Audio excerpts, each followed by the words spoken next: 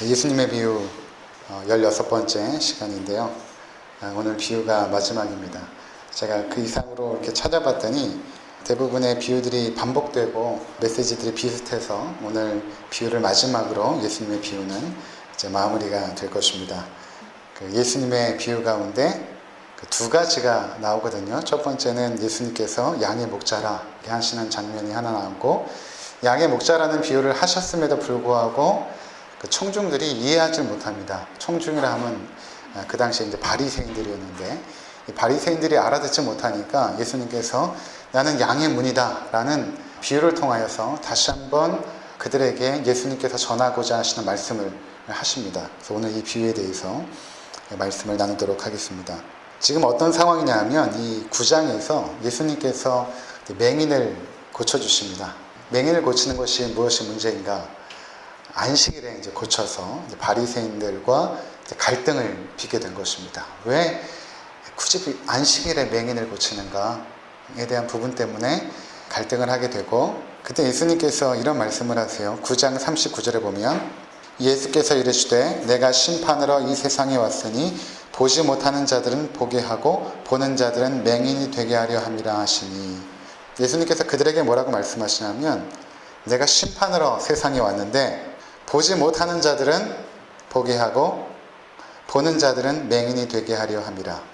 이 말씀을 하니까 이제 그들이 알아듣지 못합니다. 그래서 예수님께서 이제 비유를 통하여서 말씀을 하고 있는 것입니다. 그러니까 오늘 비유와 위에 39절의 말씀은 이제 연속선상에 있다는 것을 우리가 먼저 이해를 할 필요가 있습니다. 뭐라고 말씀하시냐면 비유가 이렇게 시작합니다. 내가 진실로 진실로 너에게 이르노니 문을 통하여 양의 우리에 들어가지 아니하고 다른 데로 넘어가는 자는 절도며 강도요 문으로 들어가는 이는 양의 목자라. 예수님께서 이 비유를 하실 때 대부분의 팔레스타인 땅에 있는 사람들 또는 독자들은, 비유를 듣거나 이 말씀을 읽는 사람들은 어떤 그 풍경 속에서 이루어지는지를 어느 정도 잘 알고 있었습니다. 우리는 목축업을 하는 문화가 아니기 때문에 예수님께서 말씀하실 때 어떤 장면들이 잘 떠올리지 않습니다. 그러니까 우리가 생각하는 그런 목자와 양 이렇게 생각이 들지 모르는데 좀 다릅니다. 이 팔레스타인 지역에는 어떻게 양을 쳤냐면 보통 한 가정당 평균 한 10마리 정도의 양을 키웠다고 합니다. 많게 키우는 좀 부유한 집들은 뭐 20마리 이상도 키웠겠지만 대부분은 한 가정에 한 10마리 정도 양을 키웁니다. 양을 키우는 이유가 무엇인가 하면 먹는 것보다는 사실은 그 추운 겨울을 나기 위해서 양털을 밀어가지고 이제 그것을 이제 이불로 덮기도 하고 옷으로 만들어서 사용하기도 했던 것이죠. 오늘날도 이 양모 이불 굉장히 따뜻하지 않습니까? 포근하고 옷도 참 따뜻하고 그런데 그들이 양을 이용해서 이제 이런 것들을 이제 얻었던 것이죠. 대부분의 가정들이 양이 있다 보니까 각 가정마다 이 양들을 풀을 먹이고 뭐 우리로 데려가고 데려 나오고 이런 것이 아니라 동네마다 공동 우리를 하나 만듭니다. 높이는 뭐 한 2m 정도 되는, 그리고 흙벽돌로 또는 큰 돌로 쌓아가지고 우리를, 공동 우리를 하나 이제 만들게 되죠. 그리고 거기 문이 하나 있고 그 문지기가 있게 되고, 그 문지기 역할을 누가 하냐면 동네 사람들이 돈을 십시일반 모아가지고 고용하는 그 양치기가 있는 것이죠. 주로 역할은 무엇인가 하면 이제 문지기 역할을 하는 것입니다. 문에서 앉아서 여러 가지 위협들이 있겠죠. 동물들이 양을 잡아갈 수도 있고 또는 이웃들이 양을 훔쳐갈 수도 있고 그렇습니다. 동물의 위협이나 양을 훔쳐가는 사람들이 있기 때문에 그것을 지키기 위해서 동네 사람들이 돈을 모아서 이제 목자를 고용을 하는 것입니다. 뒤에 나오게 되겠지만 이 목자를 사꾼 목자 이렇게 불렀습니다. 그러니까 우리가 사꾼 목자 하면은 어떤 이미지가 뭐냐면 굉장히 뭐 파렴치한 어떤 오늘날의 목회자, 돈만 바라고 타락한 목회자, 사꾼 목자 이렇게 떠오를지 모르지만 그런 이미지를 여러분들이 좀 버리시고 오늘 말씀을 드려야 됩니다. 사꾼 목자라고 하면 어떤 목자냐면 돈을 주고 그냥 고용한 목자입니다. 양을 치기 위해서. 근데 참 재밌는 것은 무엇인가 하면 팔레스타인 문화에서 이 목자와 양의 관계는 특별합니다. 목자가 그 공동 우리의 양이 있기 때문에 어느 게 자기 양이고 어느 게 남의 양인지 분간이 되지 않습니다. 겉으로 보면 똑같거든요. 그래서 이들을 어떻게 훈련시키냐면 양들이 자기 집에 오게 되면 이들을 굶깁니다. 최소 14시간 이상을 이제 굶기게 되는데 그렇게 되면 뭐 양들이 난리가 나는 것이죠. 막 배고파가지고 소리도 지르고 막 옆에 있는 양을 갖다 받기도 하고 그럽니다. 굉장히 스트레스 상태에 이제 있겠죠. 그런 것들이 좀 잠잠해졌을 때 목자가 찾아가서 양의 이름을 부르기 시작합니다. 전바가 뭐 이렇게 부르는 것이죠. 또는 뭐 털복숭이 이런 식으로 양의 이름을 부르면서 음식을 갖다 주게 됩니다. 그렇게 되면 양이 목자의 음성을 정확하게 캐치를 합니다. 아주 극도로 그 감각들이 활발한 상태에서, 사람이 굶으면 모든 감각들이 이렇게 막 활발하게 활동하지 않습니까? 특히 이제 청각이 굉장히 예민해지는데 그 가장 예민한 그 청각을 사용하여서 목자가 자신의 목소리를 딱 들려주므로 전바가 털복숭이 이렇게 부르므로 그 양이 그 목자의 음성을 정확하게 캐치합니다. 그리고 다른 목자들의 목소리는 귀에 들어오지도 않습니다. 오직 그 자기의 목자의 음성만을 듣게 되는 것이죠. 그래서 이제 그 오전에는 양을 풀을 머리고 나서 저녁이 되면 들어와서 이제 공동 우리로 데려가지 않습니까? 이제 다 데려가면 그 문에서 사꾼 목자가 지키게 되는 것이죠. 양들을 지키게 됩니다. 아침에 되면 목자가 동네에서 한 사람, 두 사람 나오기 시작합니다. 나와가지고 자기 양의 이름을 이제 부르기 시작합니다. 전바가, 털복숭이 이렇게 부르기 시작하면 정확하게 자기 목자의 음성만 듣고 그 목자를 따라가게 되는 것입니다. 이러한 그 팔레스타인의 그 목축 문화를 우리가 어느 정도 이제 머리에 그리고 나서 이 본문을 봐야지 이런 말씀이구나 라는 것이 이해가 되는 것입니다. 자, 그래서 1절에 다시 보면 문을 통하여 양이 우리에 들어가지 아니하고 다른 데로 넘어가는 자는 절도며 강도여 문으로 들어가는 이는 양의 목자라. 문지기는 그를 위하여 문을 열고 양은 그의 음성을 듣나니 그가 자기 양의 이름을 각각 불러 인도하여 내느니라. 이해가 되죠? 아침에 와서 양의 이름을 각각 부릅니다.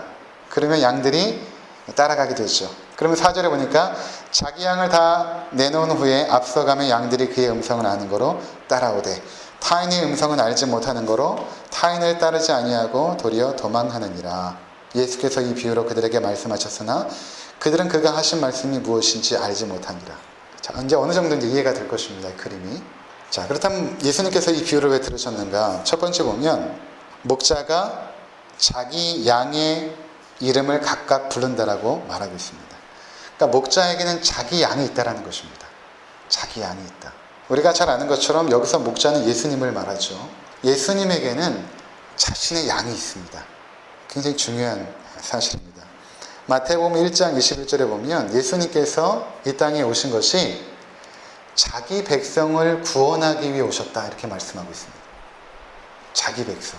또 사도행전 우리 18장 10절 잠깐 보고 돌아오겠습니다. 내가 너와 함께 있음에 어떤 사람도 너를 대적하여 해롭게 할 자가 없을 것이니 이는 이 성 중에 내 백성이 많음이라 하시더라. 지금 바울이 고린도 성에 들어가서 복음을 전하려고 하는데 굉장히 두려운 것입니다. 고린도 성 자체가 굉장히 부패하고 타락한 지역이기 때문에 바울이 굉장히 두려워서 떨고 있는 상황 속에서 성령께서 그에게 말씀하십니다. 내가 너와 함께 있음에 어떤 사람은 너를 대적하여 해롭게 할 자가 없을 것이다. 이는 이 성 중에 내 백성이 많음이라 이렇게 말씀합니다. 지금 바울이 아직 전도도 하기 전이에요. 복음을 전하기도 전입니다. 근데 성령께서 바울에게 이 말씀을 통하여 그에게 용기를 붙돋아 주고 있습니다. 이 성 중에 내 백성이 많다. 하나님의 사랑하는 백성이 이 성 중에 있기 때문에 네가 복음을 전하여 그들을 나에게로 인도해야 된다 라고 말하고 있다는 것입니다. 그러니까 성경 전체의 내용을 보면 하나님의 백성이 구별된 백성이 있습니다. 아무나 하나님의 백성이 되는 것이 아니라 에베소서 1장 우리가 살펴본 것처럼 창세전에 그리스도 안에서 택하신 그의 백성, 천지 만물이 창조되기 전에 하나님의 마음에 품고 있었던 그의 백성들이 있었다는 것입니다. 그들이 누구인가? 자기 백성. 그래서 목자가 자기 양의 이름을 이제 부르게 되는 것이죠. 그 이름을 부른다는 것은 성경에서 어떤 의미가 있냐면 이름이라는 것은 그 사람의 존재, 인격, 그 사람의 삶 전체를 말하는 것입니다. 그것을 부른다는 것은 무슨 의미인가? 그들의 모든 것을 알고 있다는 것입니다. 목자께서 자기 양의 이름을 부른다는 것은 목자는 자기 양의 모든 삶을 다 알고 있고 그의 특징이나 장점이나 단점이나 특별히 그들의 뼈아픈 죄악까지도 다 알고 있다는 것입니다. 숨기고 싶어하는 그 모든 죄악까지도 다 알고 있다. 이게 바로 목자와 양의 관계라는 것입니다. 그 예수님께서 우리의 이름을 불렀다라는 것은 그냥 마음에 들어서 우리를 그의 양으로 부른 것이 아니라 그 모든 부끄러운 죄악을 알매도 불구하고 자기 양으로 삼아주신 것이죠. 그리고 그들을 인도해 내십니다. 자, 이렇게 그들의 이름을 부르게 되면 4절에 보니까 양들이 그의 음성을 아는 거로 따라오되 이렇게 말합니다. 그의 음성을 아는 거로 따라갑니다.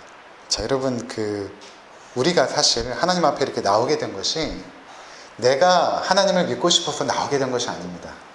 하나님께서 우리를 불러주신 것이죠. 불러주신 것입니다.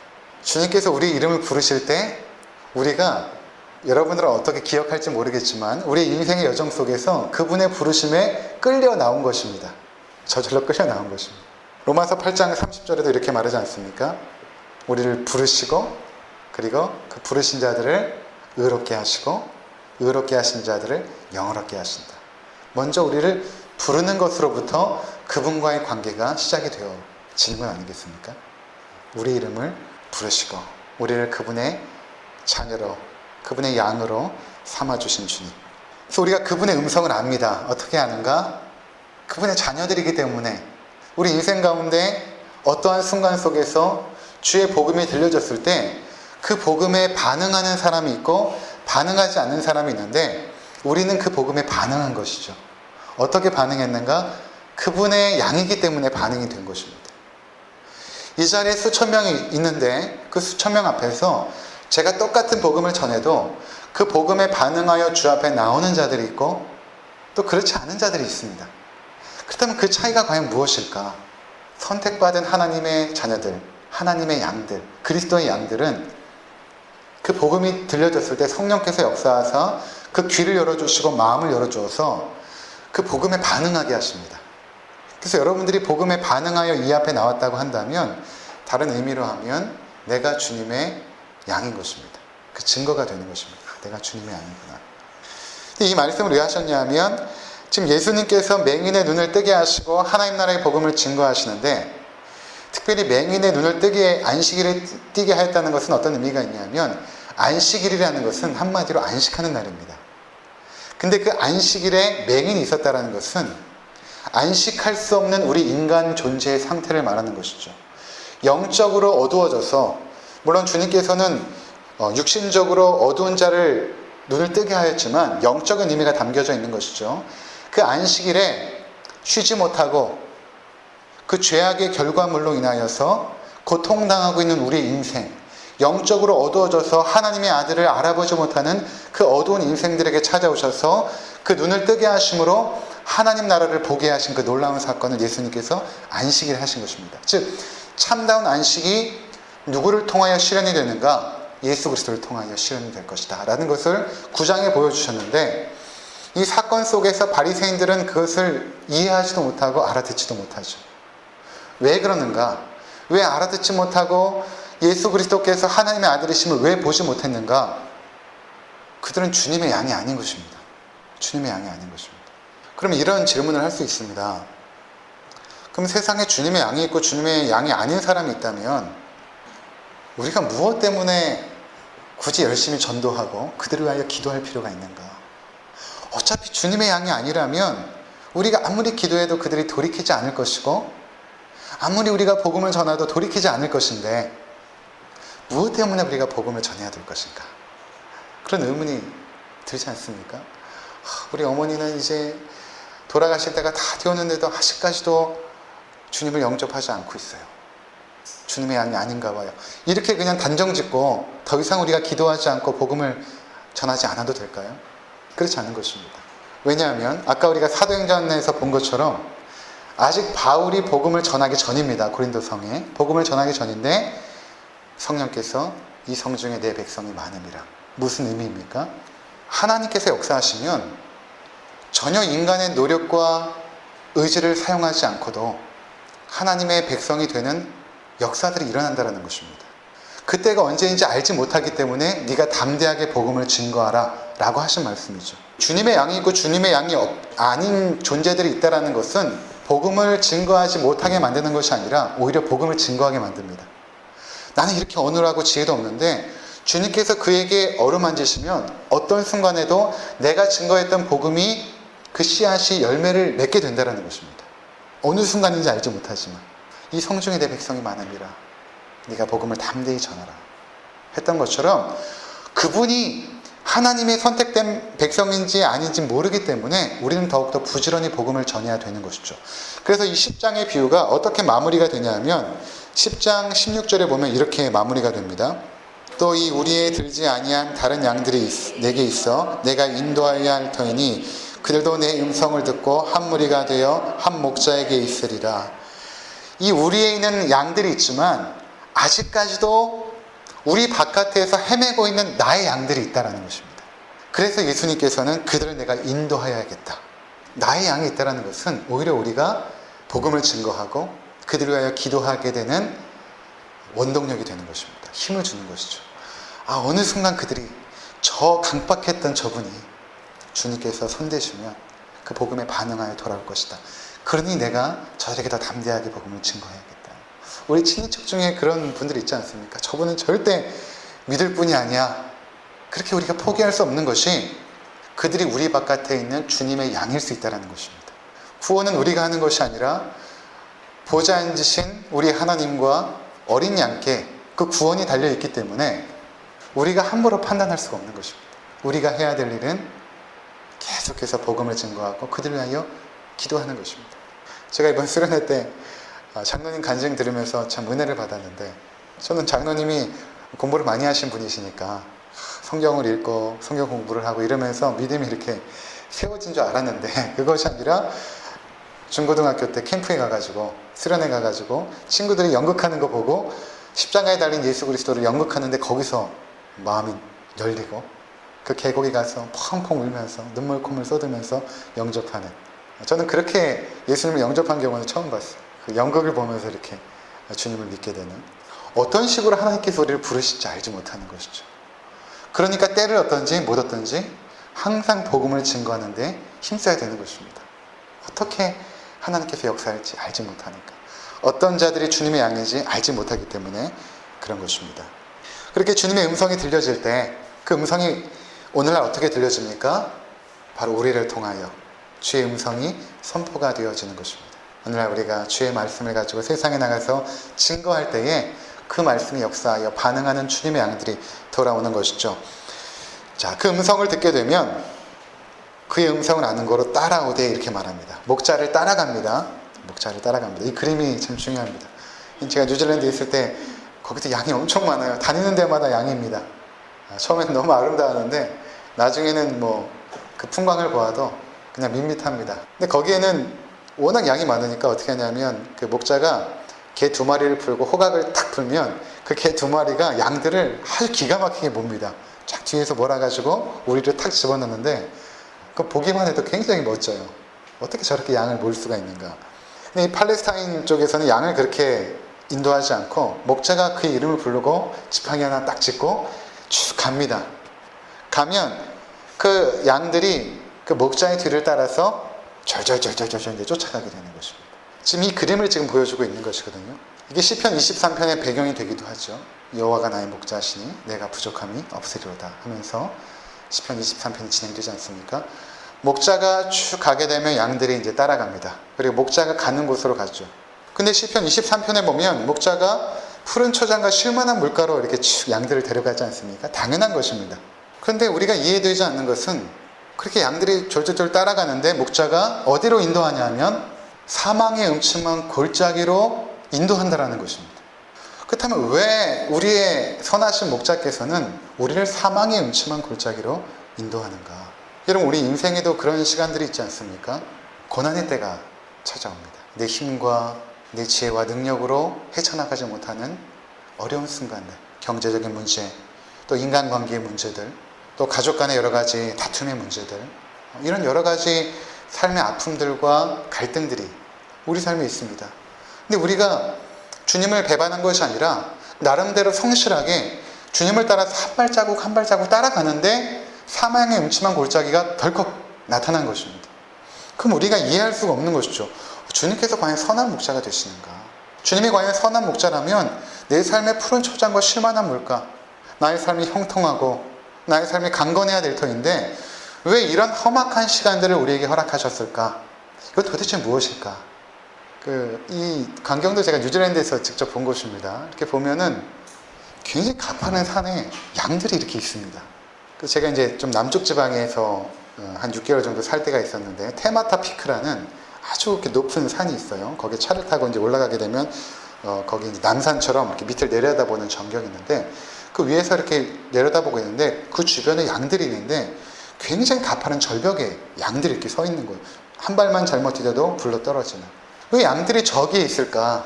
잘 봤더니 그 사이사이에 나는 그 풀들, 그것을 먹기 위해서 거기에 서 있더라고요.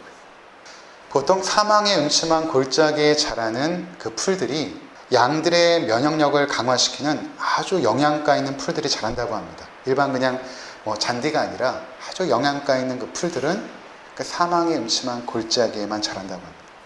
그러니까 목자가 양들을 그리로 인도하는 것입니다. 그래서 추운 겨울을 이겨내고 그리고 그들을 더욱더 강하게 만들기 위해서 면역력이 튼실한 건강한 양으로 만들기 위해서 목자는 그리로 인도하는 것입니다. 또 하나의 이유는 이렇게 아주 절벽과 같은 골짜기와 같은 이런 곳으로 인도하면서 양들과 목자의 그 신뢰, 그 친밀도가 굉장히 강력해진다라고 합니다. 이제 오늘 우리 아이들이 못 왔는데 수족구에 걸렸습니다. 두 아이가 수족구에 걸려가지고 온몸에 막 열도 나고 열꽃도 피고 막 그랬는데 그저께 처음에 열이 한참 날 때 막 40도 넘게 올라갔거든요. 그 아이들이 아프니까 막 축축 처지고 계속 안깁니다. 보기만 하면 안겨요. 내려놓으면 또 안아달라 그러고 그래서 안아주고 재우고 그럽니다. 그리고 말도 잘 들어요. 아프니까. 근데 오늘 시수가 조금 회복이 됐는지 또 말 안 듣기 시작했어요. 힘이 좀 생겼으니까.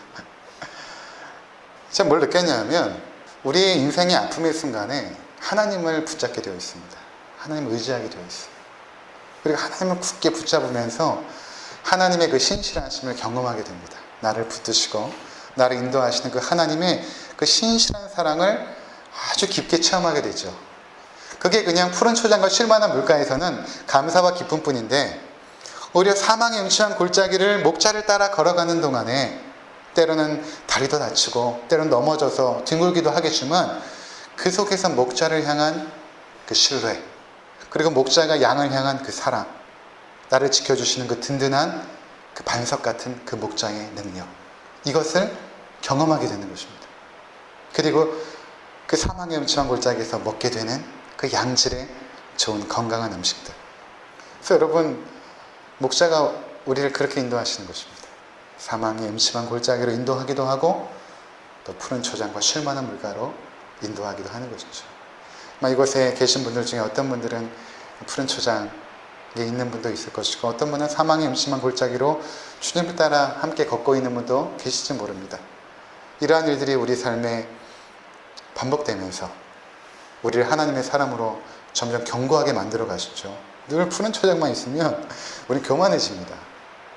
교만해지고 자꾸 몸에 힘이 들어가고 내 힘으로 살려고 하고 내 지혜로 살려고 하고 근데 주님께서 그런 시간들을 통하여서 우리 몸에 힘을 빼게 하시고 주님을 붙잡게 하시고 의지하게 하시고 제가 뭘 느꼈냐면 힘들 때 주님께 달려가 안기고 주님을 의지하고 붙잡는 것은 결코 부끄러운 것이 아니다.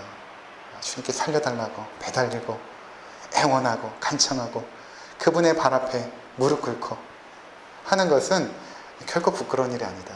이런 생각이 들었습니다. 자, 그렇게 주님을 따라가는 것입니다. 그의 음성을 들으면서 한 걸음 한 걸음 따라가는 것입니다. 근데 이런 따라감은 목자가 가는 데까지 가고 목자가 설 때 서는 것이죠. 우리가 결코 앞서가면 안 됩니다. 그러니까 항상 우리가 삶의 인생길을 걸어갈 때 주님을 따라간다라고 생각을 해야 됩니다. 내가 앞장서서 가고 주님은 나를 도와주시는 분으로 생각하시면 안 됩니다. 내가 어떤 일들을 계획하고 막 앞서가면서 주님 이제 내가 이렇게 해결해야 될 일이 있는데 주님 좀 도와주십시오 라는 것은 따라가는 양의 자세가 아니죠. 주관하려는 자세입니다. 모든 것을 주님 앞에 의탁하고 주님 내가 이러한 일들을 진행하려고 하는데 어떻게 하면 좋겠습니까? 라고 기도하면 물어야죠. 그리고 주님의 허락을 받아야 되는 것입니다. 주님의 인도함을 받고 어떤 일들을 진행해야 되는 것입니다. 때로는 우리가 막 함부로 막 해놓고 주님께서 안 도와주신다라고 원망하거나 탄식하면 그것은 올바른 자세가 아닙니다. 주님께 모든 결정권을 내어놓고 주님 이것을 할까요 말까요? 이것이 맞겠습니까? 틀리겠습니까? 그렇게 계속 묻는 것입니다. 그것이 주님의 인도함을 받는 것이죠. 그래서 여러분들이 지금까지 살아오면서 어떻게 주님의 인도함을 받았는지 모르겠습니다. 각자 하나님께서 인도하시는 방식들이 좀 다른 것 같아요. 저 같은 경우에는 뭐 여러 가지 방식이 있지만 특별히 하나님께서 마음 가운데 평안함을 주실 때 그것이 하나님의 뜻일 때가 많아요. 근데 제가 전혀 하고 싶지 않은 일인데도 주님께서 마음 가운데 평안함을 주시고 또 주변의 믿음의 사람들을 통하여서 때로는 말씀하시고 기도하고 그 일을 진행하라고 말씀하기도 하고 그러니까 어떤 중요한 순간에 어떤 주변 사람들에게 묻기도 하고 기도 부탁을 하기도 하고 또 기도하면서 주의 뜻을 간구하고 또 설교 말씀을 통하여 듣는 내용들 또 말씀을 묵상하며 듣는 내용들 속에서 어떠한 인사이트나 지혜를 얻기도 하고 그러면서 조심스럽게 하나님의 뜻을 물어서 가야 되는 것입니다. 그것이 따라가는 자세죠. 그렇게 따라가는 자세로 우리가 살아가게 되면 주님께서 우리의 삶을 인도해 가십니다. 근데 인생이 그런 싸움이에요. 주권의 싸움. 내가 주도하려고 하는 그것이 아니라 주님을 따라가고 근데 주님을 따라가는데 어려운 일이 생길 때 주님의 뜻이라고 믿고 내가 왔는데 왜 이런 어려움이 생겼습니까? 사망의 음침한 골짜기인 것입니다. 그 시간이 필요한 것이죠. 그 시간이 필요하게 주님께서 그 시간을 허락하신 것입니다. 그 시간을 지내고 나면 또 하나님께서 우리 가운데 형통한 길들을 열어가지 않겠습니까? 이번에 수련회 때 또 이미아 집사님 잠깐 간증하시면서 우리에게 어떻게 오게 되었는지 한마디 앞에 함께하는 교회, 큰 교회 이제 수요일날 예배 참석하려고 하는데 문이 닫혀가지고 그 근처에 있는 저희 교회로 오지 않았습니까? 그때 제가 기억나요. 그때 수요 예배를 거의 몇 개월 동안 저와 아내 둘이서 이렇게 드렸으니까 이렇게 드리고 있는데 한 번도 아니고 5분이 김진수 집사님, 이미아 집사님, 용찬이, 용훈이, 은유리까지 5명이 쫙 앉으니까 의자가 30개 있었는데 가득 찬 것 같더라고요. 얼마나 기쁘던지. 그리고 나서 집사님 가정이 계속 자리를 지켜주니까 새로 오는 분들이 한 자리 한 자리 앉게 되는 건 아니겠습니까? 그 시간들이 필요했던 것입니다. 그 시간들이. 항상 우리의 관심은 큰 것이 아닙니다. 내가 주를 위하여 내가 크게 쓰임받고 싶습니다가 아니라 작은 일부터 시작이 됐죠. 작은 일에 충성하라. 그러면 큰 것을 맡기리라. 그냥 주님께서 2명 맡겨주시면 이것으로 좋습니다. 이들 위하여 내가 기도하고 헌신하겠습니다. 라는 마음으로 계속 사역을 진행하는 것이죠. 그 시간들이 필요한 것입니다. 어떤 것이 진행될 때는 항상 하나님께서 뜻하시는 익어가는 시간들을 허락하실 때가 있죠. 근데 그 시간 동안에 우리가 자꾸 마음이 급해서 조급하니까 저도 처음에 그랬거든요. 주일 끝나고 나면 우리 아내하고 둘이 얘기하면서 왜 이렇게 성도들이 안 오지? 왜 이렇게 성도들이 안 오지? 창문 형제하고 목요일마다 파라솔 치고 한바대 앞에 나가서 찬양하면서 전도했거든요. 아무도 안 왔어요. 그렇게 매주 목요일마다 창문 형제랑 나갔는데도 아무도 안 오더라고요. 근데 참 놀라운 사실은 우리 김기숙 집사님 여기 오셨는데 김기숙 집사님이 어떻게 교회에 나오게 됐냐면 그때 제가 전도하는 것을 김기숙 집사님의 둘째 딸이 본 것입니다. 수빈 자매가 본 거예요. 그래서 그 언니가 수지자매, 언니 이름이 수지자매인데 분당에서 이제 취업해서 일하고 있는데 이제 교회를 섬기려고 이제 11조가 생기니까 동생이 얘기한 거죠. 언니 그냥 큰 교회 11조 하지 말고 거기 내가 보니까 목사님이 목요일마다 전도하는데 그 교회 11조 내 하고 우리 교회 11조를 내고 그리고 그 수지자매가 대전에 올 때 저희 교회에 나오게 된 것입니다.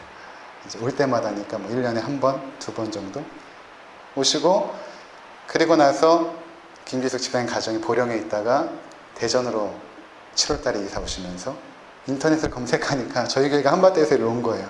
그리고 집사님 가정은 여기 노원 3단지거든요. 가깝고 하나님의 뜻이구나 라고 생각하고 8월부터 저희 교회 나오시고 이제 등록을 하신 건 아닙니까? 그럼 이 과정들을 보면 참 놀랍잖아요. 그렇죠? 그 당시에는 제가 투덜투덜 거렸는데 왜 교회 안 오지? 목요일 날마다 그래도 내가 전도하고 열심히 했는데, 근데 하나님께서 그 시간들을 통하여 역사하시는 그 손길들이 있는 것입니다. 그러니까 우리는 그저 작은 일에 충성하면서 주님을 따라가면 되는 것입니다. 그 앞으로 일어날 일들은 하나님을 기대하는 것이죠. 그리고 하나님을 기대하면서 한 걸음 한 걸음, 큰 일이 아니라 작은 것부터, 내가 할 수 있는 일부터 한 걸음 한 걸음 순종하다 보면 어느 순간 하나님께서 나에게 놀라운 하나님의 일들을 이루고 계시더라는 것입니다. 이것이 바로 목자를 따라가는 양의 자세인 것입니다. 그의 이름을 불러내시고 우리를 아심에도 불구하고 우리를 그의 자녀 삼아주셨고, 그리고 그분을 따라가는 그 발걸음 속에서 그분의 역사를 이루어가시는 이 아름다운 목자와 양의 그 관계. 그래서 결론적으로 이러한 삶 가운데 다윗이 아름답게 고백했던 내용이 무엇입니까? 여호와가 나의 목자시니 내게 부족함이 없으리로다. 부족함이 없는 삶. 주님으로 말미암아 부족함이 없는 삶. 그래서 10장 10절에 보면 도둑이 오는 것은 도둑질하고 죽이고 멸망시키려는 것뿐이요 내가 온 것은 양으로 생명을 얻게 하고 더 풍성히 얻게 하려는 것이라. 예수님께서 오신 이유가 무엇입니까? 양으로 생명을 얻게 하고 더 풍성히 얻게 하려 합니다. 여러분, 생명도 차이가 있습니다. 생명도 저 병원에서 중환자실에서 간간히 유지하는 생명도 있고, 어떤 생명은 청년의 기상으로 활동력 있게 살아가는 생명이 있죠. 생명이라고 다 똑같은 생명이 아닙니다. 근데 주님께서 우리 가운데 주고자 하시는 생명은 어떤 생명이냐면 풍성한 생명입니다. 풍성한 생명. 활기 있고 능동적이고 역동적이고, 그것은 나이에 상관이 없는 것입니다. 나이가 더 들어도 그 영혼이 더욱더 그 생기가 활력 있는 분들이 계시죠. 그런 풍성한 생명을 우리 가운데 허락하시겠다. 주님께서 주시는 그 생명, 부족함이 없는 그 삶 속에서 풍성히 채우시는 그 주님의 생명, 그 주님을 따라가셔서 그 풍성한 삶으로 인도함 받는 우리 모든 성도님들 되시기를 주의 이름으로 축원을 드립니다. 기도하겠습니다.